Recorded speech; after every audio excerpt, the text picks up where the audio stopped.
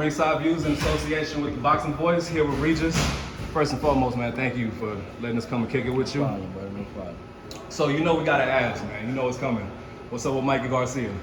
From what I heard, my manager told me, bro, he keep telling me next week, the next 48 hours and all that stuff. So that's all I know. You know, I know it's supposed to be next. Me and him are supposed to fight next. But as far as the date, I don't know. Really, what's really going on is the whole Canelo thing. You know, so we really gotta wait for whatever Canelo doing. You know, Canelo #1 in the sport right now today. You know, biggest pound for pound, and he the biggest money man basically. So whatever everything right now, my schedule is kind of going around his schedule. So I guess right now we got to find out what's going on with him, and then I'll know. How's that? How's does Canelo schedule affect you? Because we don't want to land on the same time. I got you. You know what I'm saying? You don't want to land on you got to schedule. Yeah, you want to schedule at the right time. You know what I'm saying? You definitely don't want to go head to head with Canelo, and you want to give people, you want to give people a break.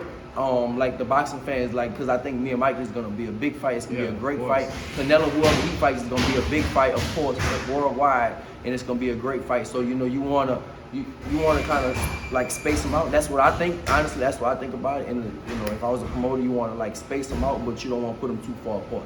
So you just gotta have that balance. Aside from Mikey Garcia, I know you called out Adrian Broner also. Any other names? Anything else? Any other fighters you interested in? I'll fight anybody, bro. I'll fight anybody. Around 140? At 40. I'm staying at 40. I'm gonna stay at 140. 140, okay. So Eddie Hearn came out a couple days ago, said, I guess they're having a hard time getting fights for Devin Haney at 135, so they are interested in looking. They mentioned your name. Eddie Hearn mentioned your name, and he mentioned Mikey Garcia's name. Right. Are you interested in taking Devin Haney? Yes. Anybody, bro. Listen. You see, I don't have a fight date right now, and I'm in the gym. I really do this all the time. Yeah. This is my job. This is what this is not my job. This is my life. This is what I love to do. You know what I'm saying? A lot of people, they look at it as a job. They go in training camp only 6 to 8 weeks before a fight. Me, I do this. This is my life. I really do this. Then I go home and I train. I got a facility at home I train. So when I say I fight anybody, I really will fight anybody. I'm not playing. I really will fight anybody. So Regis, you stay in the amount of weight that you fight at? Yeah. I mean, I'm always around the fight weight. I'm always in shape. Yeah, I'm always like this, always, all the time. Even when I go on vacation, I still this is my cameraman. He'll tell you when we go out, we was in Miami, we was at Tootsie's. I ran from Tootsie's to my hotel. You know what I'm saying? I really, this is my life. So when I say I fight anybody, I really mean I will fight anybody. So you're campaigning at 140. I'm a fight at 140. Not right now. I want to be a two-time champion. That's my goal, to be a two-time champion. Of course, money is always a big motivator. So maybe if they say something at 147, maybe. But I want to be a champion again at 140 before I move up. In an interview a while back, I heard that you said you fought a guy at 147. This is a while back, and you was like, I don't really like fighting at 147. I prefer 140 because my power.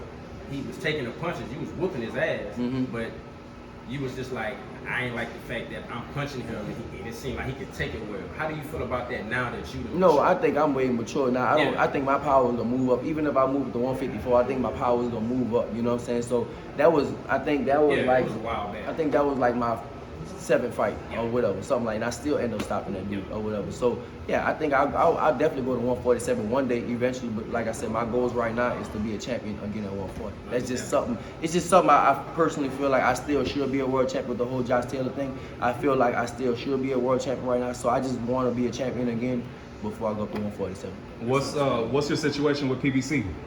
It's no situation. So you're basically a free agent? I'm a free agent, yeah. Basically, I'm a free agent, so I can kind of do what I want. So at this point in your career, you've held the title, went up against Josh Taylor, tried to be unified. What from here? Are you chasing the names like Mikey, Adrian Broner? Do you feel like a marquee name will catapult your career to the next level, or would you want to continue? Because the belt's at top rank, right? Josh Taylor. So I think he plans on moving up after his mandatory with Jack Catterall and relinquishing the belts. Right. So are you going towards the belts, or I'm going to. I don't want to say a cash grab, like? No, I'm going chasing? towards both. I mean, I think now, bro, all my fights gonna be big no matter what. Of course. You know, all of them gonna be big names. You know, Yeah. so I think like Mikey, you know, that's a big name. Maybe Adrian Broner, maybe a Gervonta Davis, maybe like a Devin Haney, maybe a Teofimo. So all those, that's 5 people I named. All those are big fights. All those are big name fights, and all those are big money fights. You know, so like I said, I think I'm gonna fight big fights no matter what. This going forward, it's gonna be big fights, and you know, probably for the belt anyway. All right, so these are a couple questions from our viewership over at on Patreon. So it says, thanks for coming on the show. I don't want to sound negative, but what are the main reasons your career hasn't progressed? You and many others feel like how many others should feel like it should have. I don't know. You know, I don't know.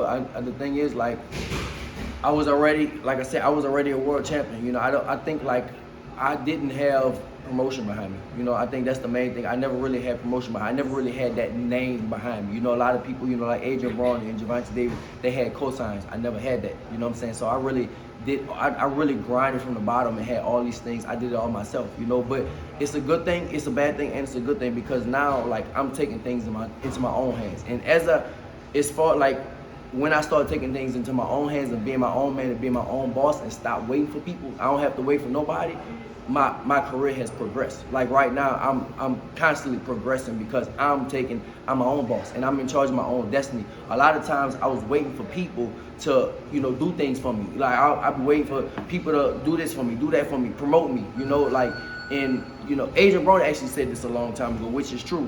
He said, you know, we only fight about 3 times a year, and that's only when your promoter is gonna promote you, right? So your job as a fighter, you know, you gotta promote yourself year round. And so now that's kind of what I'm doing myself, you know. And like I said, I hired a cameraman and stuff like that, and I'm just making a lot of different moves right now. And I'm doing this all on my own dime, all on my own self. I invested in myself, and that's what, if any upcoming fighters, what I would tell them, do that, invest in yourself. Don't leave it to a promoter to promote you. Invest in yourself, because that's kind of, you know, that's kind of what I'm doing right now, just investing in myself. So, so yeah, like I just never had that big, you know, that big, that push, cosign, yeah. that push, that big cosign. I never had that. We see a lot with that with a lot of elite boxers today.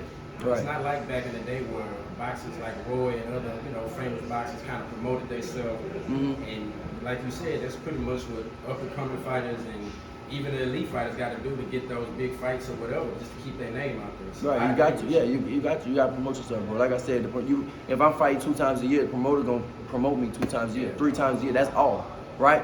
And so I got my job is between that time, what do you forget you like that? You know, in boxing, if somebody retired, they gonna forget you. That's it. Yeah, you know, no matter how big you are. I mean, unless you like a Floyd or even Floyd. Floyd retired. Yeah, Floyd retired, and you know, like people is on to the next. It's Canelo. You know what I'm saying? That's how it's gonna be always. So you gotta promote yourself all the time. So I see you got a YouTube, you on TikTok. So is that all social that media? Yeah, it's just social you know media that's stuff. the wave right now. So. Basically, yeah, it's just promoting myself, you know, and it's crazy. It's just really all I did is I hired as a cameraman. That's it. Really all I did. That's it. I've been doing the stuff. Like I've been traveling, taking trips for like years, like over like 10 years, going to Brazil, staying for a month, and you know, just doing all that type of stuff, traveling all around. I've been doing all kinds of stuff, bro. I mean, I've been doing this stuff, you know what I'm saying, for years and years. I just never documented. You know, people want to see this, so that's kind of what I'm doing now. I'm just promoting myself. I took things into my own hands.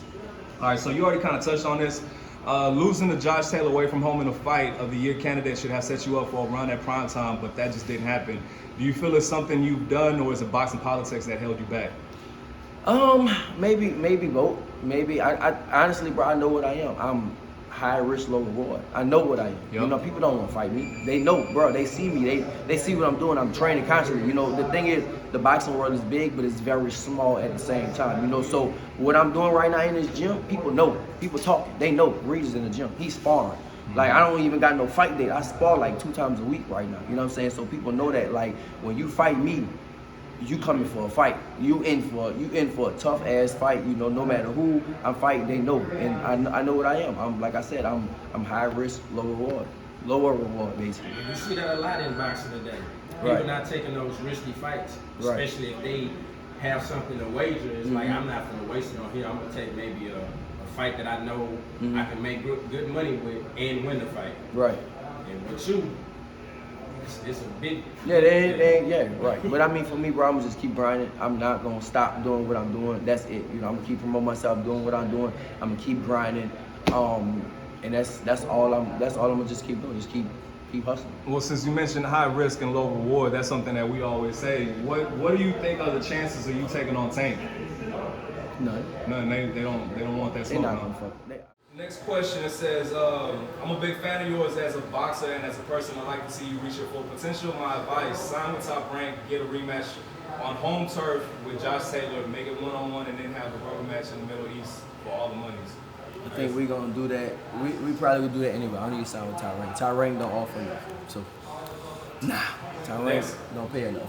Next question from Victor Banuelos. What's up, champ? In your opinion, do you believe promoters need to figure out how to pay fighters more in order to make big fights, or do these young fighters need to take a step back and realize that they are not as big as they think they are?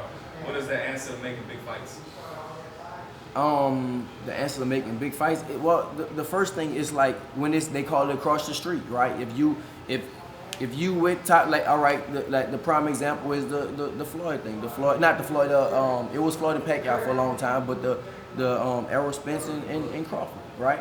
They not gonna fight because Crawford is with Top Rank, Errol is with PBC, right? And so both of them want to be A side, and both of them. I mean, the thing is, yeah, both of them are really good. They don't know who can win that fight. A lot of people think Crawford can win. A lot of people think Errol can win, but so whoever wins will take all those belts to the other side, right? And so of course they don't want that. So that's why, I mean, things just don't happen.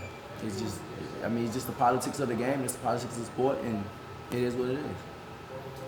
Next question from Ken. What's going on, champ? Why did you low blow Ivan Redcash? Ha, just kidding. I would really love to see you in the ring with Mikey Garcia next, but if not, would you be open to fighting Devin Haney if he moves up to 140? Yes, I'm fighting. Yes. Hey, champ, thank you for coming on TVV and answering our questions. My favorite Regis moment was when you told Adrian Broner he was shitwater, and then you told little boy Tank not to mention your name. You definitely did not take no ish, and I love that about you. If you could choose, who would you put hands on first, Broner or Tank, and why? Thanks again. That was from season. I'll fight Broner first. Me and Broner has been supposed to fight, you know. Me and Broner, we text each other, but he ain't about to fight. I've heard you say that before. So what do you? Broner clown, bro. Broner's a clown. Like he's a clown, bro. Broner not about to fight me. I know Broner not about to fight me. Next question from James Valdez. Without taking anything away from Josh Taylor, what did you feel you did wrong against Taylor that cost you that fight? I just started too late, I think. I mean, I started good. I started boxing him early. I was boxing him good, but then honestly, he got in my head. I'm not even gonna lie. He really got in my head. Like, so, I don't know if you saw the press conference, right? The day before the day before the weigh-in He said something about the press conference. shades or something, and like you couldn't understand him. I think he was like, "What?" Yeah, like, he called me a wanker, and I was like, "What you?" I ain't even hear you. He was like, "You heard me," and everybody started laughing. It was like, "What you talking about?" Yeah. But that wasn't even that. I wasn't worried about the shades thing. It was like, so we was taking pictures, right? And he touched my belts. I had my belts on my shoulders. And he touched them. He was like, "This gonna be mine." And that really, like, you don't touch me. You know, like, that's one thing. Like, don't touch me. And it kind of threw me off. But he was doing it in like a laughing, friendly way. But it's just like focused. You know, and so that really kind of threw me off, and I just wanted to, I wanted to hurt him. Like, that's just what I want. I wasn't, like, I won't say I wasn't focused on winning, but I definitely was, but I was just, like, at that time, I just wanted to hurt him. So it just threw me off my game a lot because, so that was Thursday, he did that. At the weigh-ins, if y'all saw the weigh-ins, me and him going back and forth, we talking. I don't do that. At weigh-ins, bro, I don't talk to nobody, bro. I'm like, whatever. You know what I'm saying? Then at the fight, when we was right in the ring, when they read instructions, I'm looking at him right in his eye, like, I'm letting them know, like, this serious, I'm about to hurt you. You know, usually I'm focused, I'm like looking down, like, cause in boxing, you gotta be super focused all the time. You gotta be calm, you gotta be focused. The mad fighter never wins, right? And I was the mad fighter that night, so I wanted to hurt Josh Taylor. That was just what I wanted to do. I wanted to hurt him. So it just kind of threw me off a little bit, but then, so I think going into like the ninth round or something like that, one of my trainers was like, "Bro, what you doing, bro? There's a lot of hardware on the line. Like, snap out of it." And so that's when, like, I started picking up and stuff like that. But yeah, I just woke up a little late. That's all. I still thought I won, but it was a close fight, and I understand it was a real close fight. I still thought I won. Statistics, like, bro, I landed more. I out-landed him. He missed a lot of shots, and like I said, it was like very vivid. Like I remember like it was like 8 or 9 rounds, one of the rounds, he threw a hard jab. He stepped with it, threw a real hard jab. Boom. And I slipped it like that, shoot, and it went right there. And the crowd went crazy. And I was like, that's when I knew, like, damn, I might be, you know, damn. They thinking he hit me, you know, because I watched the fight, but at first, I'm not gonna lie, it messed me up for a while, so I didn't want to watch the fight. For a long time, I didn't watch the fight. And so then I watched the fight, and it was like, damn, he missed a lot of punches. You know, a lot of punches hit me on my glove. Now, he caught me with a lot of punches, don't get me wrong, but he missed a lot of punches. And, you know, but the judges probably was scoring that. But in the fight, like, that was when I was watching the fight, but in the fight, I knew that. You know, because like I said, I remember vivid, like he threw a hard jab because he couldn't hit. He was hard for him to hit me. He was missing he was hitting me, but he was missing a lot of punches. So he threw a real hard jab, and I slipped just like that, and it went like right here, right on my shoulder. And I just heard the crowd going, ah, like, bro, he didn't even hit me. You know, I was like, damn, all right, well, this was gonna be.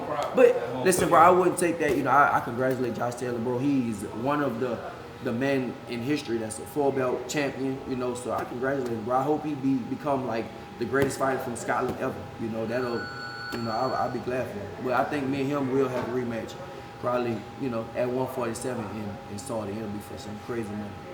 Okay. Ohio runs boxing. I think my Ohio boy Robert Easter would be a great fight for you, Regis. What's your thoughts? I'll fight Robert Easter. Listen, bro, tell him, don't tell me nobody's names. I will fight anybody. Don't say nobody's names to me. I will fight anybody. I'm not playing. I will fight anybody. Like, I'm serious. Like, I'll fight anybody. I'm on the way. I'm on the way to. I want another belt. I want to be another champion, world champion at 140. So whoever it is in my way, that's what I will do. I will fight him.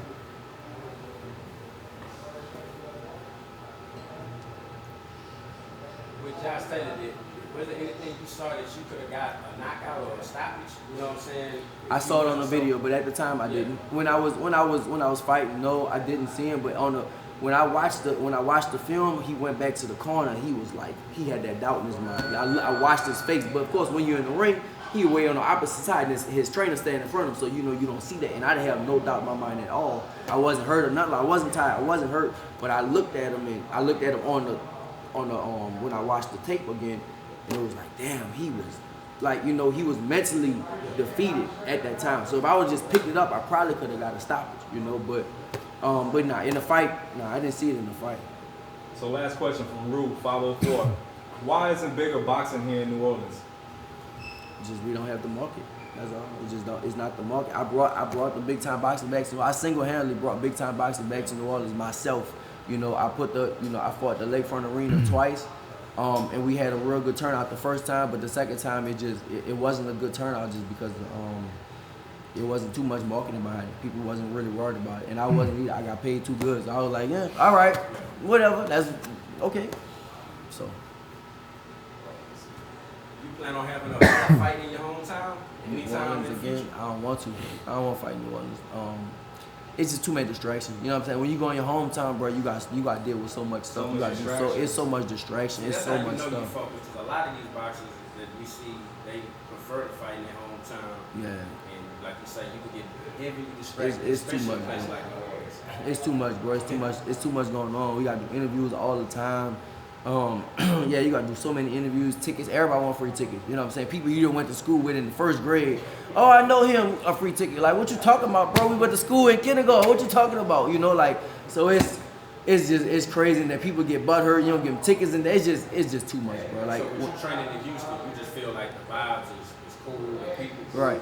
You can yeah. be focused. I could definitely be focused here. You know what I'm saying? Like, I can live anywhere I want in the world right now, bro. Like, I got a house in New Orleans, but I live here, you know. But New Orleans gonna always be my hometown, but it's just like I'm just focused here. I know I can't live back in New Orleans. I'm not focused. It's just too fun. It's too fun of a city. You know what I'm saying? That's why I feel like that's why a lot of athletes don't do good out there. You know what I'm saying? Our football team, our basketball team, they good, but they can't. I don't think they can get to that next level because it's just too many distractions. It's a fun city. It's real easy, and I grew up there. So the way I grew up was just like we just hung out all night, all day, all night, and we just partied.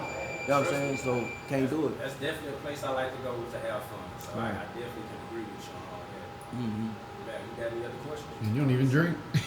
I don't drink, smoke, none of that shit. No drugs, nothing. But still, it's just, you know, all my people there, just, you know, it's just the about environment. yeah, That the shit environment, just having a lot of fun. And, yeah, it just can't do it. All right, go ahead.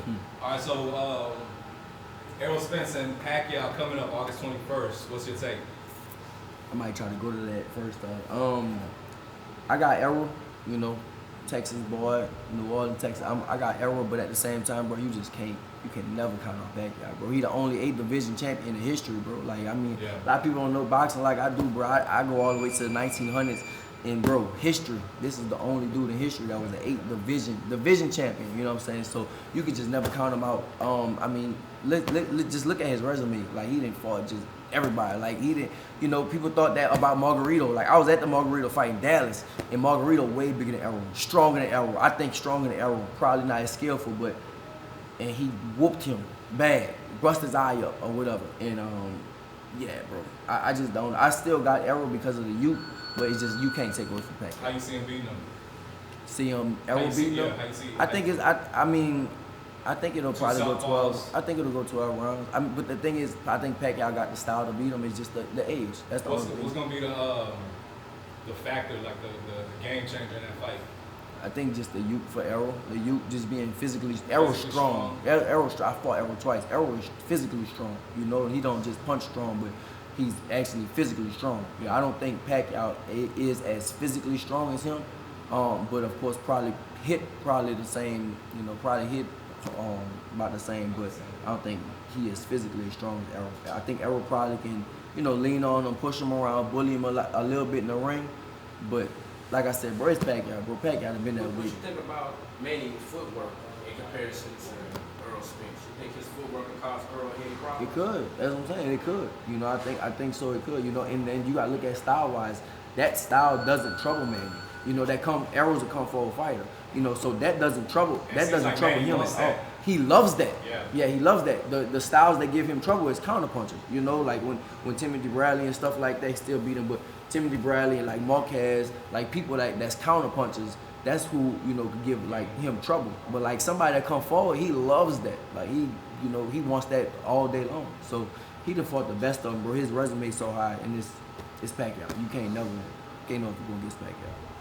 Yo, if you enjoyed the video, feel free to hit the like, subscribe, and share. As always, if you want to support us to the next level, head over to the patreon.com/ThaBoxingVoice. We have tons of exclusive from Border Wars, Entitled, betting shows, the list goes on and on and on. But in addition to that, if you guys have questions for fighters, trainers, and promoters, this is where you can submit them. We will run out, get these questions answered, and put it back on the show just for you guys. Appreciate it.